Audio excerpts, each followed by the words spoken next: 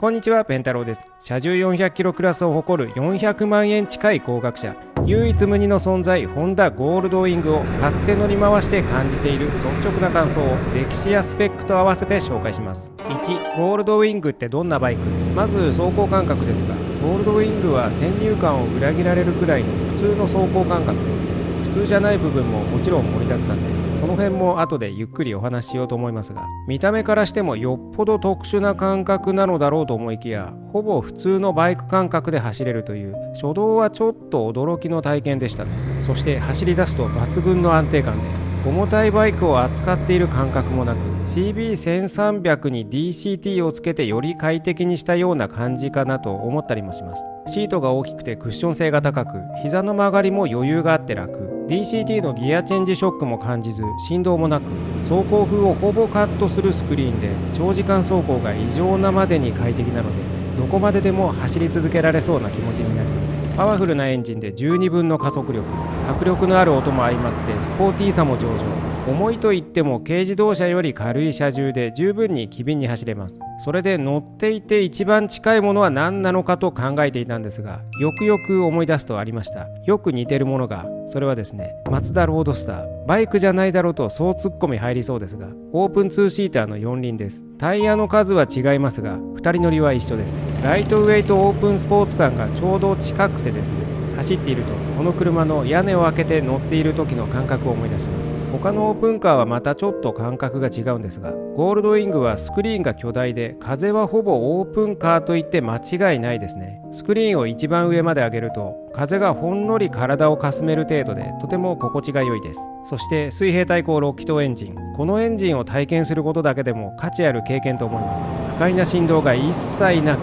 加速すると音はなかなかに勇ましい。快適なだけでなく加速感も楽しい最高クラスのライトウェイトオープンスポーツが出来上がっています。そんじょそこらのバイクとは一線を画す乗り物ですね。ツアラー性能は4輪オープンカークラスなので、これを知ってしまうといわゆる普通のツアラーバイクの快適性議論など、所詮子供の遊びと思えてくるほどの超絶具合です。心が疲れている時など、日常を忘れてリフレッシュしたくなったら、ゴールドウィングはおそらく一番の薬になりますね。そんな癒しパワー全開のキャラクターです。しかし止まると本気で補助輪が欲しいです。ハンドルを切って前後切り返したりするのはコツがいるようで、バックギアを駆使しても慣れないと結構操作が難しく、さらにとても重いバイクなので、万が一倒れると地獄が待っていると思うと、そのストレスが大きいです。ホンダさんの世界に誇る技術力で、極低速やバック時に自動で出てくる補助輪をぜひ作ってください。他にはタイヤの空気がとても入れづらいです。左側に出ているので、サイドスタンドだと傾きの下側になっていて、さらに後輪は左右のケースが邪魔でよく見えず、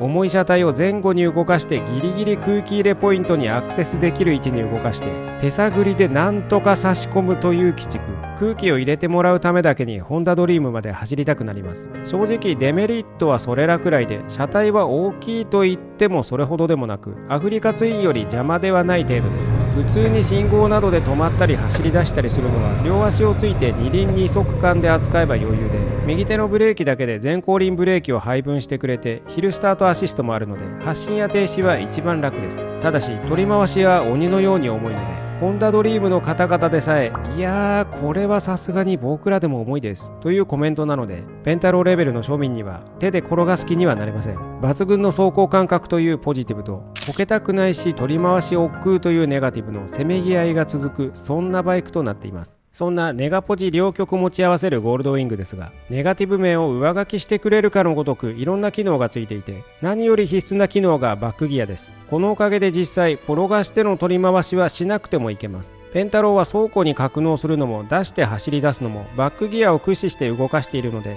この扱いに慣れさえすればむしろ普通のバイクより楽だったりもします。ヒルスタートアシストもあるので、両足ついた姿勢からブレーキ離して雑に走り出してもいけます。ちゃんとしたオートキャンセルウインカーがあるので、消し忘れ防止機能のように一定時間つきっぱなしではなく、旋回を終えると傾きなどを検知して自動でウインカーが消えてくれます。電動ウィンドスクリーンは無段階で走行中も上下できるので、アフリカツインのように一旦停車する必要もなく、高速に乗るときそのまま上に上げたりできるのが使い勝手抜群ですね。しかもエンジン始動時は全開位置を記憶していて、上まで上がるという至れり尽くせりっぷり。エアバッグ装備で安心感も抜群。スマホ連携はどこぞのメーカーのような実質無意味なものと違って Bluetooth がスマホなどインカム、リアインカムの3カ所、 Wi-Fi もあって無線カープレイ接続も OK。 リアトランクに有線接続用 USB-C とスマホ台もあるので充電しながらも使えます。ほぼ完璧どころか夢の国ですね。本当にスマートなスマートキーは CB1000F のようにガソリンタンクとシートが物理キーというものではなく、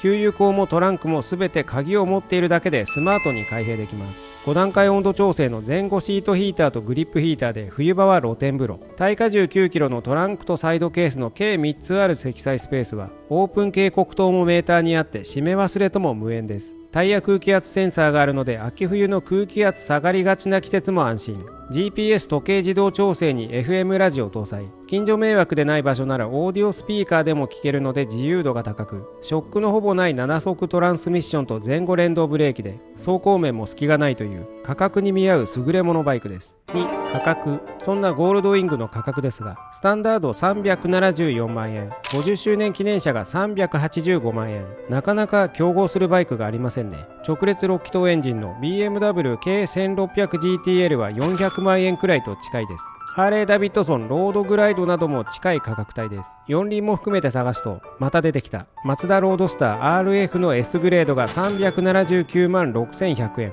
2リットルと排気量が近く、同じく2人乗り、トランク容量は130リットルとほぼ同等。さらにホロの S なら289万8500円とゴールドウィングより100万円安いです。恐ろしいですね、ゴールドウィング。モデル変遷。こんなすごいゴールドウィングの歴史を調べてみたら、初代は1975年と50年の歴史がありました。1975年、水平対向4気筒 1000cc でデビュー。1980年、1085cc。インターステートが現代の形に近くなっています。1984年、1182cc に拡大。1988年、ここで水平対向6気筒 1500cc エンジンに変更。2001年、現行の 1832cc に拡大。2007年、エアバッグ搭載。2018年、現行モデルになりました。現行も地道にアップデートを続けていて、カープレイが有線だけだったのが無線にも対応したりと、年々レベルアップしています。次期フルモデルチェンジではアダプティブクルーズコントロール、最先端の電子制御サスペンションなど全てのバイクをやっつける最新装備を身にまとってくると思います。2026年モデルは現行継続でカラーチェンジなので、フルモデルチェンジは2027年以降です。3、ロングツーリング適正。ゴールドウィングのロングツーリング適正は高いに決まってるだろうとお叱りを受けそうですが、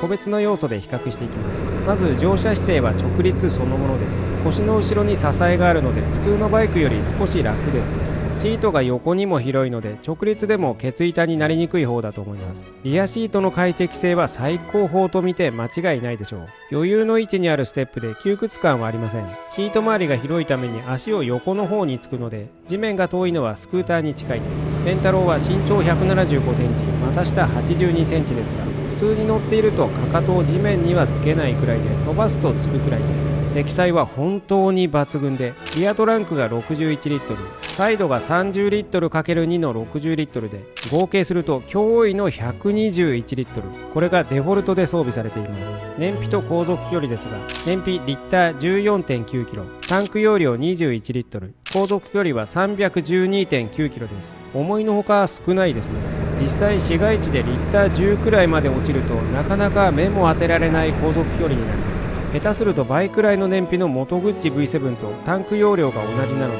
長距離マシンとしては気になる人が多そうです。ペンタローは航続距離が長すぎるとガソリンが腐るので、これくらいでちょうどいいです。高速道路走行性能は想像通り超絶抜群です。巨大スクリーンがオープンカーレベルまでほとんどの風をカット、ミラーが手の風をカット、カウルが足の風をカットということで、軽い風が周囲を舞うくらいです。時速120キロくらいまで行くとさすがにちょっと当たってきますが、最強クラスなのは間違いないでしょう。4、サスペンションとトランスミッション。サスペンションは電子制御サスペンションです。ただプリロードや減衰力を段階選択する世代のもので、最新式ではないのでちょっと惜しいですね。乗っている体感でも最新のものとは差を感じます。 DCT はアフリカツインよりスムーズです。変速をあまり感じないので、段階ギアがあることの意識をあまりしません。ウインカーを押そうとしてうっかり DCT マイナスを押してシフトダウンしてしまうとギアの存在を感じるくらいです。5、スペック。エンジンは 1833cc、ピークパワー126馬力、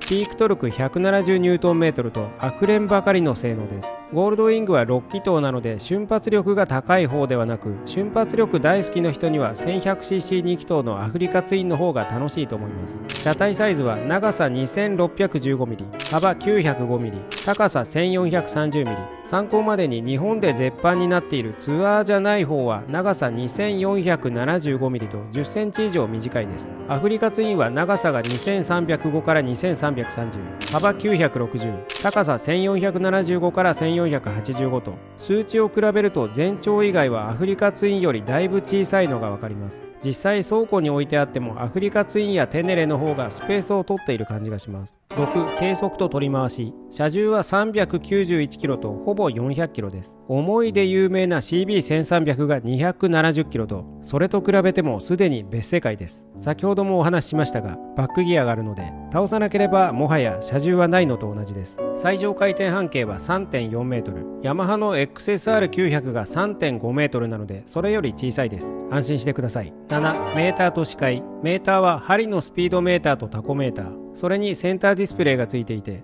ここにカープレイの地図表示や各種設定などを表示できます。ミラーはまずまず見やすいですね。最近の車みたいにもっと大きくしても良さそうな気もしますが、まあそこまでなくていいでしょう。8、その他装備。その他の装備ですが、先ほど話した露天風呂装備のグリップヒーターとシートヒーターが標準装備です。シートヒーターはフロントシートとリアシートで別々にコントロールできます。リアは同乗者がその場で操作できる徹底ぶりです。スクリーンとハンドガードで防風性能もあるので、冬はおそらく全てのバイクの中でも最高に快適な水準でしょう。 ETC2.0 も標準装備なので、左ケース内にカードを入れればそのまま高速に乗れます。9、ゴールドウィングのまとめ。ではまとめです。ゴールドウィングを買って満足する人は、極上ツアラーが欲しい、6気筒エンジンにそそられる、風切り音に悩まされている、ずっとバックギアに憧れていた、重さは正義だ、時代はスクーターだ、オープンカー買う気だった、冷え性。ペンタロウはストレスが溜まったらゴールドウィングで療養すると思います。そういう意味ではゴールドウィングは医療器具と言ってもいいかもしれませんが、